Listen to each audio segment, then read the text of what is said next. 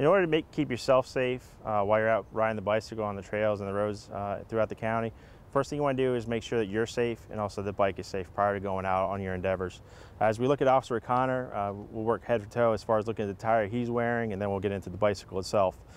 Starting with the helmet, it's probably the first and foremost thing you want to be wearing while you're riding your bicycle out. It's going to give you that extra protection in case you do have a crash and strike your head against the ground. As far as the helmet is concerned, proper fit forward, it should set flat and level on your head. When I talk to kids, I usually say to them, you should look like a mushroom cap on your head. It should be nice and flat and level. And also when you grab a hold of the helmet, it shouldn't be able to move too much side to side or completely slide off your head. It should fit pretty form-fitting.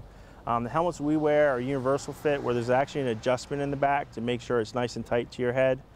And also with the chin strap, you don't want the chin strap so loose that it's just hanging freely. Most of the time when you open your mouth, you should be able to feel that helmet actually compress on your head. Second thing you want to protect, if you can't see, you're not going to be able to ride the bike, is to have proper eye protection on, just to keep debris, bugs, anything out of your eyes while you're riding the bike. If you're riding at night, make sure you're wearing something reflective. On the back of our uniforms, we have a police patch that's actually reflective when light hits it, and also your clothing. Make sure it's not too bulky, getting caught in your chains or anything to that effect. As we move down to his feet, we can see that he has on proper shoes. We want closed-toed shoes and not with shoelaces extremely long that would get caught up into your chain. And also on his hands, he's wearing protective gloves in case he also wrecks or falls and has to catch himself against the hard abrasive surfaces.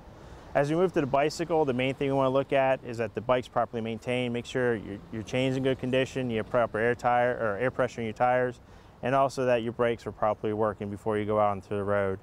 If you're going to be riding at night, we want to make sure that we do have a headlight installed and also a tail light installed on the bicycle so that the motorists are visible to us and we're visible to them as we're going down the road. The main thing you need to remember is that if you're on a bicycle on the street, you are a motor vehicle, so you have to follow all the same rules that everyone else does. In other words, you have to stop for stop signs, you have to stop for red lights, you have to turn from the proper lane, that sort of thing. Just for your safety, just make sure you follow all the rules of the road like everyone else does.